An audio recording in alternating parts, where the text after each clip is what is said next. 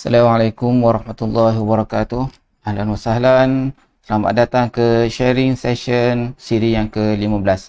InsyaAllah pada siri yang ke-15 ni kita akan menghuraikan dan berkongsi berkaitan dengan hadis yang ke-14 dari hadis 40 Al-Imam Nawawi.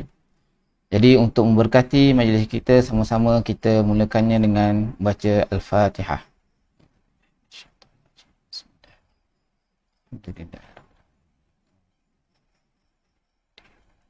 إياك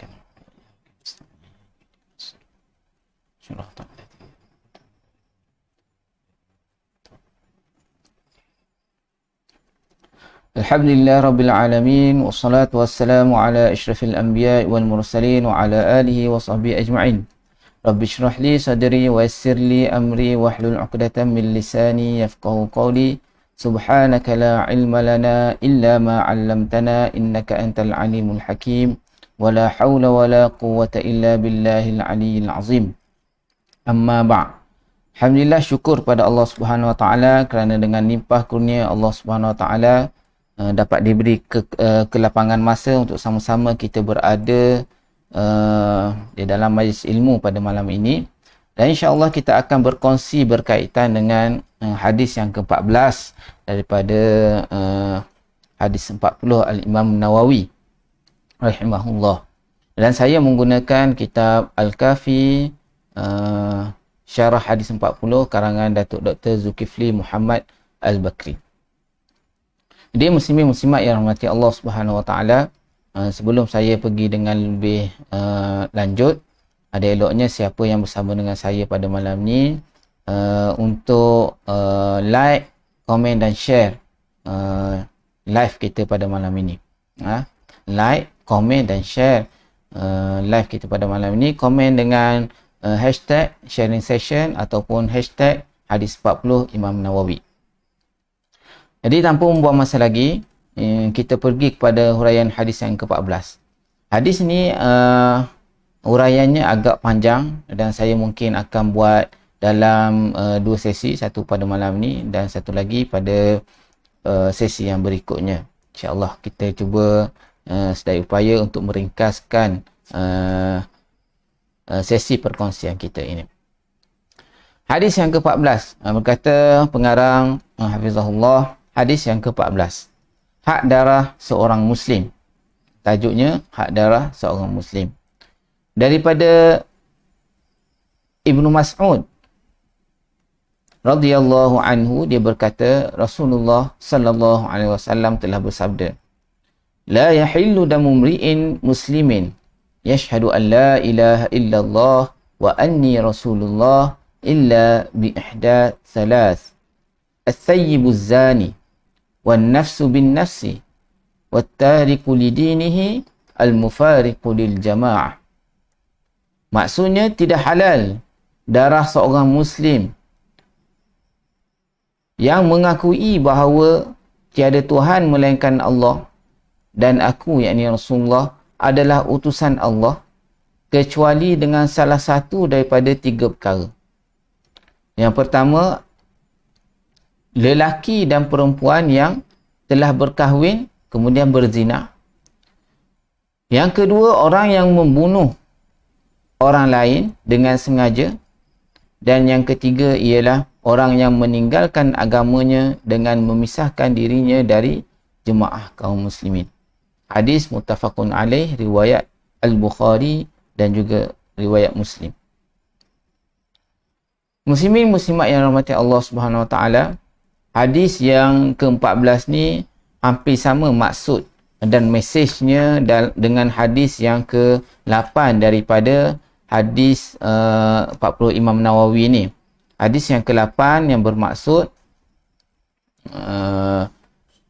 umirtu an uqatilan nas hatta yashhadu an la ilaha illallah wa anna muhammadar rasulullah wa yuqimus salah wa yu'tuz zakah fa idza fa'alu dhalika asamu minni dima'ahum wa amwalahum illa bihaqqil islam wa hisabuhum 'ala Allah. Jadi dalam hadis yang ke-8 dia mengatakan bahawa daripada Ibnu Umar, Nabi SAW kata, aku diutuskan untuk orang kata apa, memerangi manusia, berdakwah kepada manusia sehinggalah manusia ini mengucap 2 kalimah syahadah, mengaku bahawa tiada Tuhan yang disembah melainkan Allah, Nabi Muhammad Rasulullah, kemudian mendirikan solat, menunaikan zakat, dan sekiranya mereka telah lakukan semua itu, maka darah-darah mereka, harta-harta mereka terpelihara, kecuali dengan hak Islam, hak telah yang ditentukan oleh Islam. Dalam hadis yang ke-14 ni pula, Rasulullah sallallahu alaihi wasallam kata, tidak halal darah. Maksudnya kalau orang nak menjatuhkan ataupun menjatuhkan darah, mencederakan, membunuh dan sebagainya, tidak boleh. Tidak boleh kerana tidak halal. Tidak halal darah orang Islam. La yahillu damu mri'in yashhadu an la yahillu damu mri'in muslimin yashhadu an la ilaha illallah. Tidak halal darah seorang muslim yang mengucap tiada Tuhan yang disembah melainkan Allah, yang mengaku bahawa tiada Tuhan yang disembah melainkan Allah, dan aku, yakni Rasulullah, adalah utusan Allah Subhanahu Wa Taala, kecuali dengan 3 perkara. Dengan 3 perkara ni boleh menyebabkan halal darah seseorang Muslim itu. Yang pertama ialah as-sayyibuz zani, orang yang telah berkahwin tetapi berzina. Orang yang berkahwin tetapi berzina. Yang kedua, wan-nafsu bin nafsi, orang yang membunuh orang lain dengan sengaja. Dan yang ketiga, wattariku lidinihi al-mufariqu lil jamaah, dan orang yang meninggalkan agamanya, yakni murtad, memisahkan dirinya daripada orang Islam. Itu maksudnya ada 3 pengecualian yang telah dinyatakan oleh Rasulullah sallallahu alaihi wasallam yang menyebabkan seorang darah seseorang itu halal. Halal maksudnya boleh dijatuhkan. Hadis ini diriwayatkan oleh Ibnu Mas'ud radhiyallahu anhu, dan Ibnu Mas'ud kita telah huraikan biografi ringkasnya di dalam hadis yang keempat, jadi saya tak ulang baliklah. Kepada sesiapa yang nak melihat ataupun mendengar berkaitan dengan hadis ataupun biografi ringkas Ibnu Mas'ud ni, boleh pergi ke YouTube saya, channel YouTube saya, Hafizullah Channel, dan di situ boleh lihat huraian hadis yang keempat. Di sana ada berkaitan dengan Ibnu Mas'ud, insya-Allah. Kita terus kepada keistimewaan hadis. Keistimewaan hadis. Hadis ni, hadis Nabi yang mulia ini merupakan penerangan agama Islam yang agung.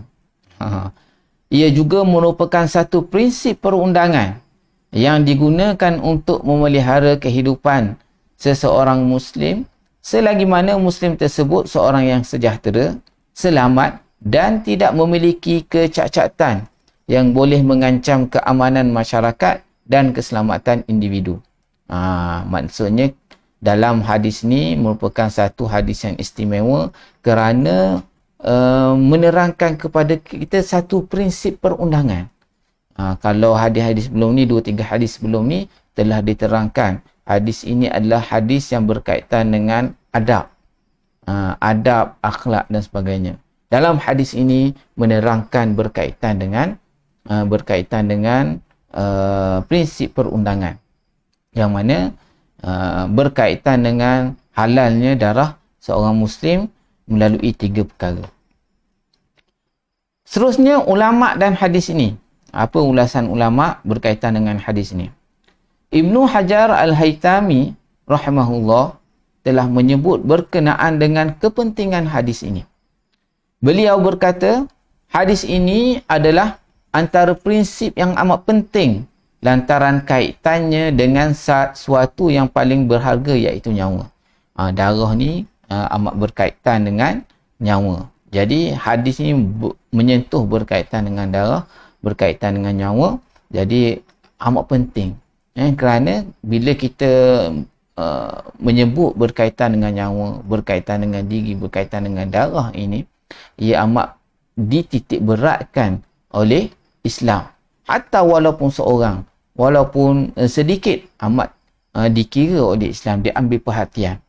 Jadi benda ni sangat penting sebab dia meliputi kaedah. Pengajaran kita terus kepada Hadiyun Nabawi dan istifadah hadis. Muslimin muslimat rahmati Allah, Hadiyun Nabawi dan istifadah hadis. Maksudnya petunjuk kenabian dan juga faedah daripada hadis ni. Yang pertama, seseorang yang telah bersaksi bahawa tiada Tuhan yang disembah melainkan Allah dan Nabi Muhammad adalah utusan Allah, bererti dia telah berikrar dengan kewujudan Allah dan keesaan Allah dan membenarkan kenabian Rasulullah sallallahu alaihi wasallam sebagai penyudah ataupun penghabis. Maknanya yang Rasul yang terakhir sekali, serta mengiktiraf risalah yang telah dibawa oleh Nabi sallallahu alaihi wasallam. Dengan ikrar ini bermakna dia telah menjaga dan memelihara darah, jiwa dan hidupnya. Apabila satu pengakuan dibuat melalui syahadah la ilaha illallah Muhammadur Rasulullah, secara automatik benda ni terjaga, terpelihara di dalam hukum Islam. Ya. Jadi sekiranya seorang telah mengaku dengan hati, melafazkannya di lidah bahawa tiada Tuhan yang disembah melainkan Allah dan Nabi Muhammad sallallahu alaihi wasallam itu adalah pesuruh Allah, maka secara automatiknya darah, jiwa, hidupnya terpelihara, termasuklah harta dia terpelihara di sisi Islam dan hukum-hukumnya. Tidak boleh sesiapa pun termasuk dirinya sendiri menumpahkan darah atau membunuhnya. Jadi orang yang mengucap itu, mengaku keesaan Allah dan kerasulan Nabi sallallahu alaihi wasallam, bukan sahaja dia terpelihara, dia pun tidak boleh mengacau orang lain punya hak. Maknanya orang lain ada hak juga, bukan dia sahaja. Dia tidak boleh merampas, tidak boleh kacau dan sebagainya. Penjagaan ini kekal, tidak berpisah daripada kehidupan Muslim, tidak boleh dirampas atau dihilangkan kecuali apabila mereka melakukan salah satu daripada 3 jenayah. Penjagaan ini tetap ada pada diri seorang Islam kecuali pada 3 perkara. 3 perkara yang disebutkan. 3 jenayah kita sebut. Ketiga-tiga jenayah ini boleh menghilangkan penjagaan tadi terhadap pelakunya dan darahnya boleh ditumpahkan. Asalnya bila seorang itu Islam, dia sejahtera, hartanya terpelihara, darahnya terpelihara, dan semualah terpelihara. Tetapi apabila dia melakukan jenayah-jenayah tertentu, antaranya 3 perkara yang telah disebutkan dalam hadis tadi, maka pemeliharaan itu terbatas. Dan darahnya boleh ditumpahkan. 3 jenayah tersebut ialah, yang pertama, membunuh dengan sengaja. Yang pertamanya, tapi pengarang tulis macam ni, saya baca ikut pengarang lah. Membunuh dengan sengaja tanpa hak. Yang kedua, berzina setelah berkahwin. Dan yang ketiga adalah murtad. Kita pergi yang kesalahan yang pertama dulu. Pengajaran yang kedua ialah berkaitan dengan zina. Berkaitan dengan zina.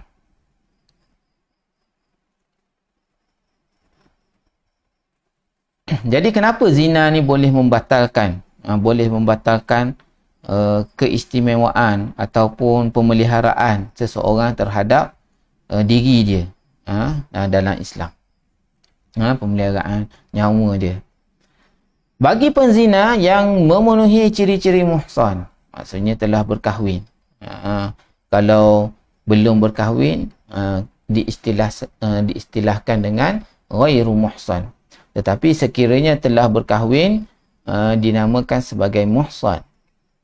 Bagi penzina yang memenuhi ciri-ciri muhsan, dia tertakluk kepada hukuman penzina muhsan, iaitu direjam dengan batu sehingga mati. Hukuman untuk orang yang telah berkahwin tetapi tetap berzina, hukumannya adalah rejam sampai mati. Ini ikut hukum Islam lah. Tapi kalau ikut hukum, mengikut undang-undang di Malaysia ni masih lagi terhad. Hukuman syariah masih lagi terhad dengan 356 kan. 356 tu carilah sendiri kan.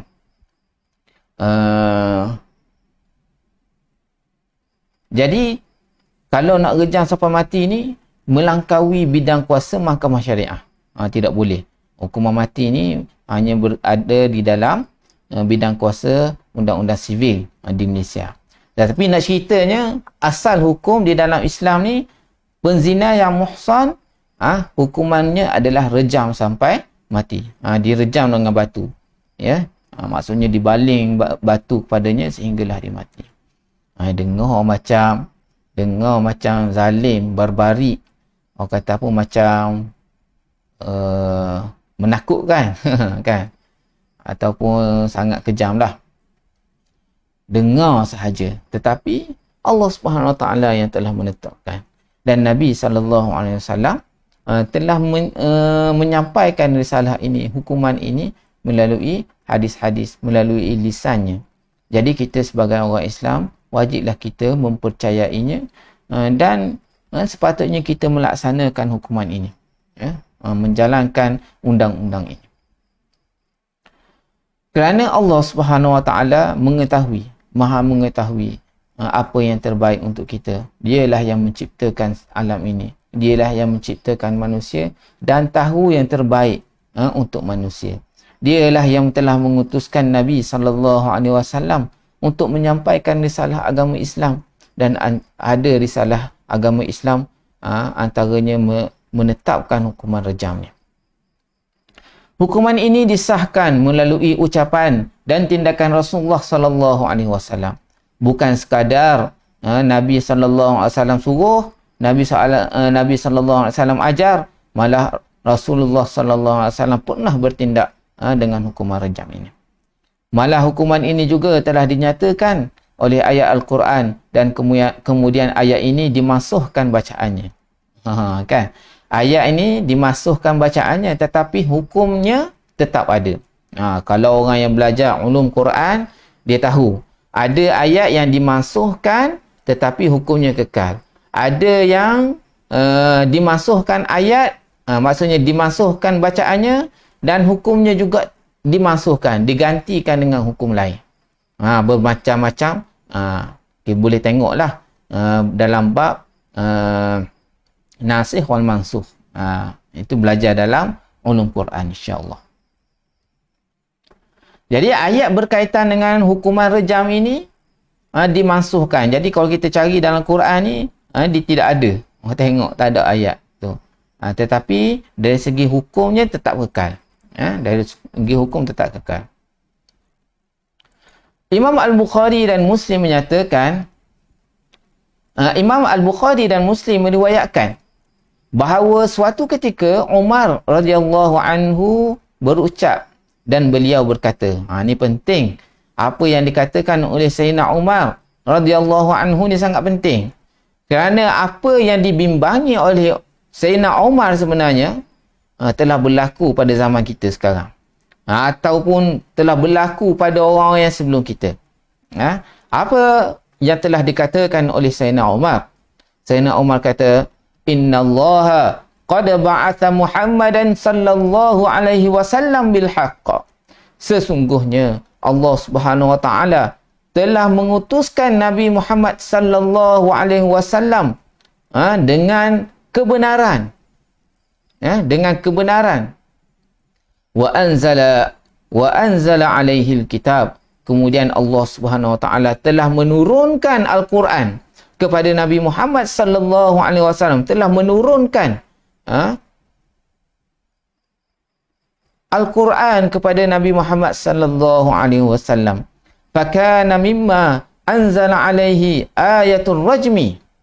Dan antara ayat yang diutuskan, yang diturunkan kepada Nabi Muhammad sallallahu alaihi wasallam ialah ayat rejam. Ayat rejam. Ya. Sayyidina Umar kata apa lagi? Qara'naha. Kami telah membacanya. Wa wa'ainaha. Dan kami faham. Kami faham berkaitan dengan ayat tu. Wa wa'ainaha, kami pelihara. Wa aqalnaha, dan kami faham berkaitan dengan ayat tu. Kemudian Sayyidina Umar kata apa? Farajama Rasulullah sallallahu alaihi wasallam wa rajamna ba'dah. Sayyidina Umar sendiri kata apa? Farajama Rasulullah sallallahu alaihi wasallam. Rasulullah sallallahu alaihi wasallam telah melaksanakan hukuman rejam ini, dan kami juga telah melaksanakan hukuman rejam selepas daripada Nabi sallallahu alaihi wasallam. Ini bukti. Ini bukti. Riwayat hadis yang telah diriwayatkan oleh Al-Imam Al-Bukhari dan Muslim, yang mana kita sebut sebagai muttafaqun alaih. Kalau darjat kesahihan ni antara yang paling tinggi di sisi ahli hadis. Riwayat Umar. Umar telah mengatakan bahawa Rasulullah sallallahu alaihi wasallam telah merejam, dan kami, maknanya sahabat yang menggantikan Rasulullah sallallahu alaihi wasallam selepas itu, turut melaksanakan hukuman rejam. Tidak ada istilah terlalu ketinggalan zaman ataupun terlalu kejam dan sebagainya. Nabi sallallahu alaihi wasallam ialah orang yang paling memberi rahmat, paling lembut dengan manusia. Tapi dengan ketetapan Allah, Nabi melaksanakannya.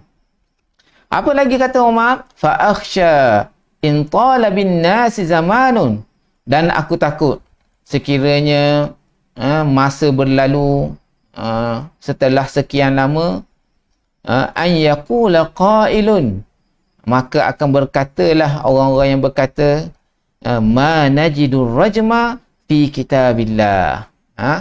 Kami ni tak jumpa ayat rejam dalam Al-Quran, dalam kitabullah. Itulah yang telah dibimbangi oleh Sayyidina Umar. Telah dibimbangi. Fayadillu bitarki faridatin anzalnaha, maka orang-orang tersebut akan sesat dengan meninggalkan kefarduan, kewajipan yang telah diturunkan oleh Allah Subhanahu wa taala. Wa innar rajma, sesungguhnya rejam itu, fi kitabillahi haqqun ala man zana, sesungguhnya rejam itu ada di dalam Al-Quran, ada dalam kitabullah, yang menjadi ketetapan kepada orang yang berzina. Idza ahsana minar rijali wan nisa, sekiranya orang yang berzina itu adalah daripada golongan lelaki ataupun golongan perempuan, sekiranya mereka telah berkahwin. Idza qamatil bayyinah, dan sekiranya telah dinyatakan bukti-bukti al-bayyinah, au kana al-habal, ataupun dibuktikan dengan qarinah mengandung, awil i'tiraf, ataupun dengan pengakuan. Jadi itulah yang telah dikatakan oleh Sayyidina Umar. Apa pengajaran, apa mesej yang dapat kita ambil daripada yang dinyatakan oleh Sayyidina Umar ini? Yang pertama sekali, ayat rejam ini adalah ayat yang masih berjalan hukumnya walaupun telah dinasahkan ayatnya dari segi bacaan. Wallahu alam, apakah hikmahnya? Mungkin ada ulama-ulama telah nyatakan, tapi kita tidak tahu. Tetapi hukumnya masih lagi kekal, dan Nabi dan Sayyidina Umar telah menyatakan kebimbangannya dan telah menyatakan bahawa ayat itu memang wujud. Nabi sallallahu alaihi wasallam melaksanakan hukuman rejam, dan sahabat-sahabat yang menggantikan selepas itu melaksana undang-undang rejam ini. Dan dan Umar radhiyallahu anhu menyatakan kebimbangannya. Orang-orang selepas dia akan menyatakan bahawa tidak ada ayat rejam di dalam Al-Quran. Kita berharap apa yang dinyatakan oleh Sayyidina Umar ini, kita dapat ambil pengajaran. Kita ambil pengajaran. Jadi apa ayat yang dimansuhkan itu? Ayat yang dimansuhkan ialah yang berbunyi asy-syaikhu wasy-syaikhatu idza zanaya farjumuhal battah nakalam minallah wallahu azizun hakim. Lelaki tua dan perempuan tua, sekiranya mereka berdua berzina, hendaklah kamu rejam mereka berdua sebagai hukuman berat daripada Allah Subhanahu wa taala dan pencegahan, dan sesungguhnya Allah Maha berkuasa, Maha bijak lagi Maha bijaksana. Jadi ini adalah ayat yang dimasukkan bacaannya di dalam Al-Quran tetapi hukumannya masih lagi kekal. Daripada Abu Hurairah radhiyallahu anhu katanya, ata rajulun Rasulullah sallallahu alaihi wasallam, seorang lelaki telah mendatangi Rasulullah telah datang kepada Rasulullah sallallahu alaihi wasallam, wa huwa fil masjid, dan baginda berada di dalam masjid. Fanadahu faqala ya Rasulullah, kemudian lelaki itu memanggil Rasulullah sallallahu alaihi wasallam, dia kata, ya Rasulullah, inni zanaitu, aku telah berzina. Fa'arada anhu. Jadi lepas tu Nabi, lepas dia kata, wahai Rasulullah, aku berzina, Rasulullah pun apa? Fa'arada anhu, Rasulullah pun berpaling, buat tak tahu, tidak mengendahkannya. Hatta raddada alaihi arba' marrat, sampailah orang tersebut mengaku sampai 4 kali. Ulang tu pengakuan dia tu sampai 4 kali. Ini zina itu. Berapa kali? 4 kali. Falamma syahida ala nafsihi arba'a syahadat, dan apabila dia mengaku dengan 4 kali pengakuan, da'ahun nabiyyu sallallahu alaihi wasallam, barulah Nabi sallallahu alaihi wasallam panggil orang tersebut. Faqala abika jununun, Nabi pun tanya, kamu ni gila ke? Kan? Kamu ni gila ke? Qala la. Orang tu kata, tidak, aku tidak gila. Qala fahal ahsanta, adakah betul kamu berzina? Padahal tadi orang tu dah mengaku 4 kali dah.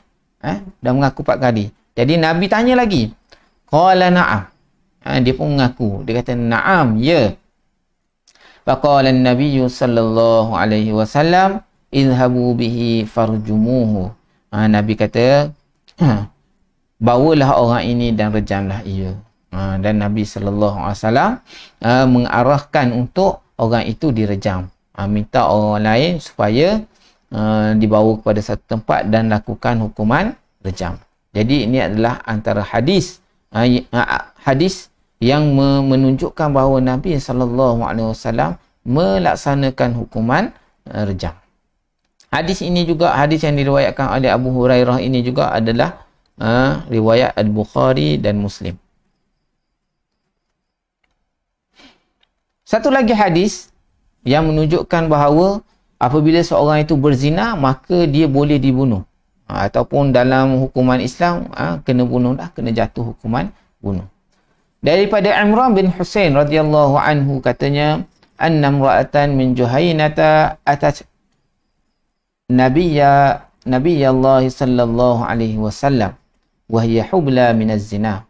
Sesungguhnya seorang perempuan daripada suku kaum Juhainah, Bani Juhainah, telah datang kepada Nabi sallallahu alaihi wasallam dalam keadaan dia mengandung anak hasil daripada zina.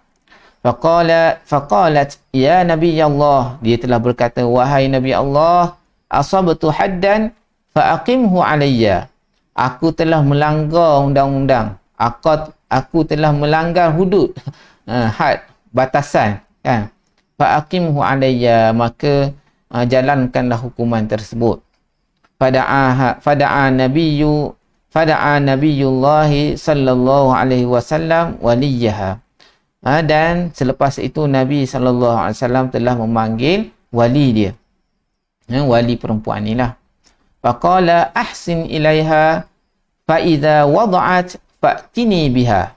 Dia kata, kamu jaga molek-molek ni. Dia cakap kepada wali perempuan ni, dia kata, jaga elok-elok, awak molek, bahasa Terengganu lah, kepada perempuan ini.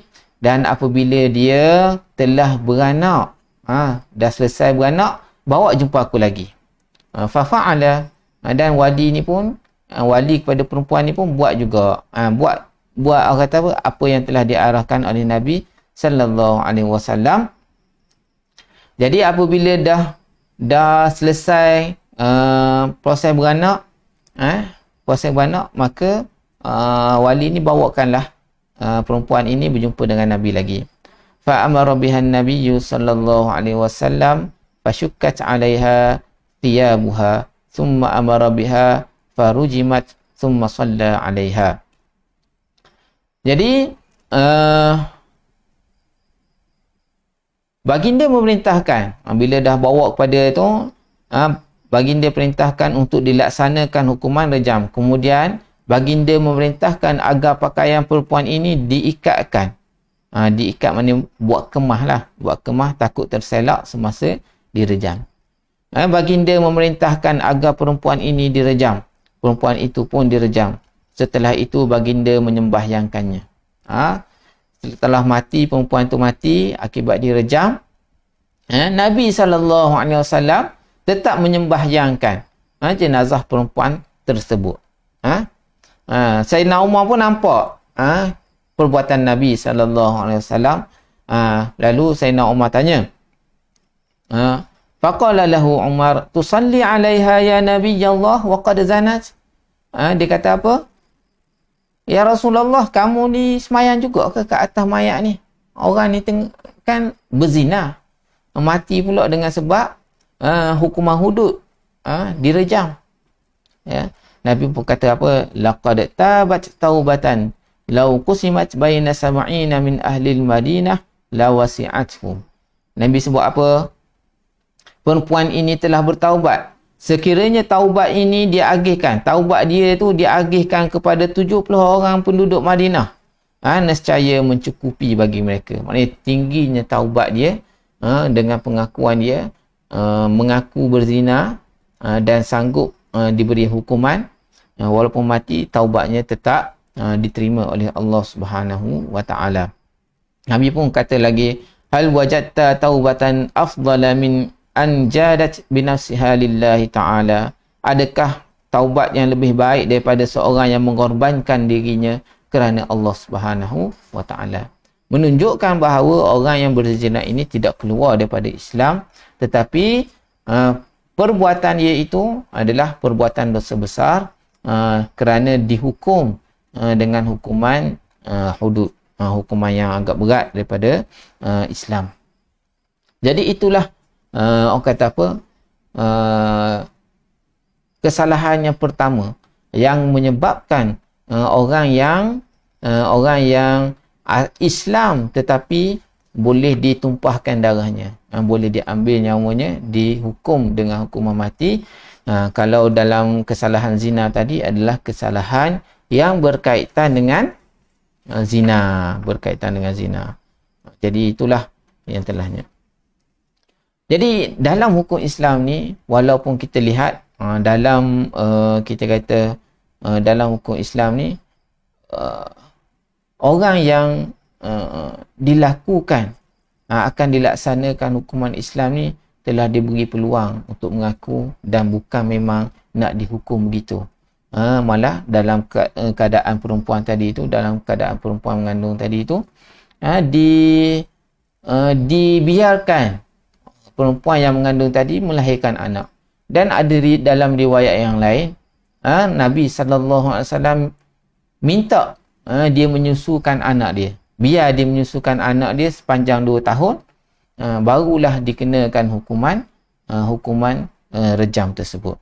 Jadi kita boleh tengoklah dalam hukuman hudud ini yang telah ditetapkan Islam, walaupun nampak seperti agak tegas, tetapi di sana ada rahmah, ada orang kata apa, kelembutan yang diberi dan ditetapkan dalam hukum Islam.